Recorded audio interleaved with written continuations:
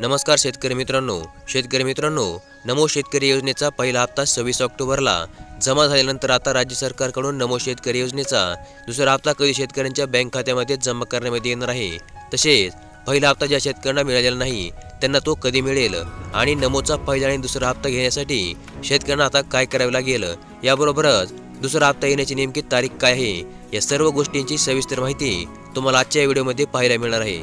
त्यामुळे आजचा व्हिडिओ नक्की शेवटपर्यंत बघा आणि जर तुम्ही आपल्या चॅनलवर नवीन असाल तर लगेच आपल्या चॅनलला सबस्क्राइब करून ठेवा, व्हिडिओला देखील लाईक करा। तर मग चला व्हिडिओला सुरुवात करूया। तर मग शेतकरी मित्रांनो, केंद्र शासनाची मदत मिळालेल्या शेतकऱ्यांनाच म्हणजे पीएम किसान सन्मान निधी योजनेच्या सर्व लाभार्थ्यांना राज्याच्या नमो शेतकरी महासन्मान निधी योजनेसाठी पात्र ठरवण्यामध्ये आले आहे। त्यामुळे केंद्राच्या हप्त्यासाठी अपात्र ठरलेल्या 93,000हून अधिक शेतकऱ्यांना नमोचा पहिला हप्ता मिळालेला नाही। सध्या राज्य सरकारकडून नमोचा दुसरा हप्ता शेतकऱ्यांच्या बँक खात्यामध्ये जमा करण्यासाठी नियोजन सुरू आहे। 15 हप्ता जमा केलेल्या सर्व शेतकऱ्यांची माहिती राज्य शासनाने केंद्राकडून मागवली आहे आणि ही माहिती आठवडाभरामध्ये राज्य सरकारकडे प्राप्त होण्याची शक्यता देखील वर्तवली जात आहे आणि त्यानंतर या माहितीची छाननी करून महायुतीकडून नमोचा दुसरा हप्ता डिसेंबर अखेरपर्यंत शेतकऱ्यांच्या बँक खात्यामध्ये वर्ग देखील करण्यामध्ये येणार आहे, असे सूत्रांचे म्हणणे आहे।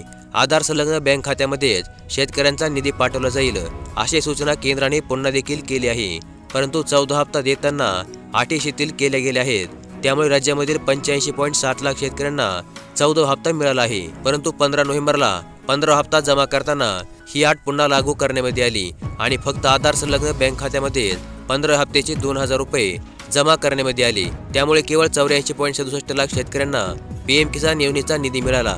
आधार कार्ड बँक खात्याशी लिंक नसलेल्या 90,000हून अधिक शेतकऱ्यांना 15 हप्त्याचे 2,000 रुपये आणखी देखील मिळाले नाहीत। परंतु या शेतकऱ्यांना वितरित न केली गेलेली रक्कम त्यांचे बँक खाते आधार सोबत लिंक झाल्यानंतर त्यांना ते पैसे मिळून जातील, अशी सुविधाही केंद्र शासनाने ठेवलेली आहे, असे देखील सूत्रांनी या ठिकाणी स्पष्ट केले आहे। याबरोबरच महसूल विभागाकडे आधी पीएम किसान योजनेची सर्व जबाबदारी होती। शेतकऱ्यांच्या भूमी अभिलेख नोंदी अद्ययावत करा, शेतकऱ्यांचे बँक खाते आधार कार्ड सोबत लिंक करून घ्या, तसेच सर्व पात्र शेतकऱ्यांची केवायसी करून घ्या, अशा महत्त्वाच्या 3 सूचना केंद्र शासनाने राज्यामध्ये सर्व शेतकऱ्यांना दिल्या होत्या।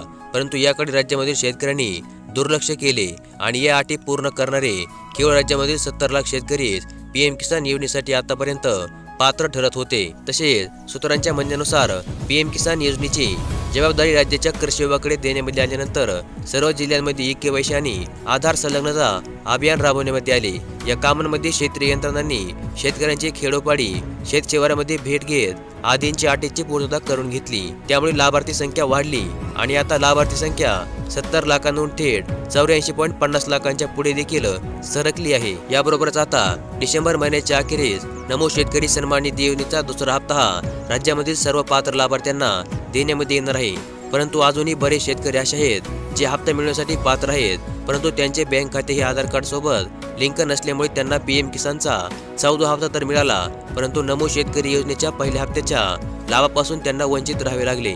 त्यामुळे आता अशा सर्व शेतकऱ्यांनी आपले बँक खाते हे आधार कार्ड सोबत जोडून घ्यायचे आहे, जेणेकरून त्यांना डिसेंबरच्या अखेरीस वितरित करण्यामध्ये येणारा नमो शेतकरी सन्मान निधी योजनेचा दुसरा हप्ता हा मिळू शकेल। तर मग आता राज्यामधील शेतकऱ्यांना लवकरच नमो शेतकरीच्या दुसऱ्या हप्त्याचे वितरण हे करण्यामध्ये येणार आहे आणि अशा प्रकारचे अत्यंत महत्त्वपूर्ण असे अपडेट आज आपण या व्हिडिओमध्ये पाहिली व अशाच प्रकारच्या अपडेटसाठी आपल्या चॅनलला नक्की सबस्क्राइब करून ठेवा, व्हिडिओ देखील लाईक करा। धन्यवाद।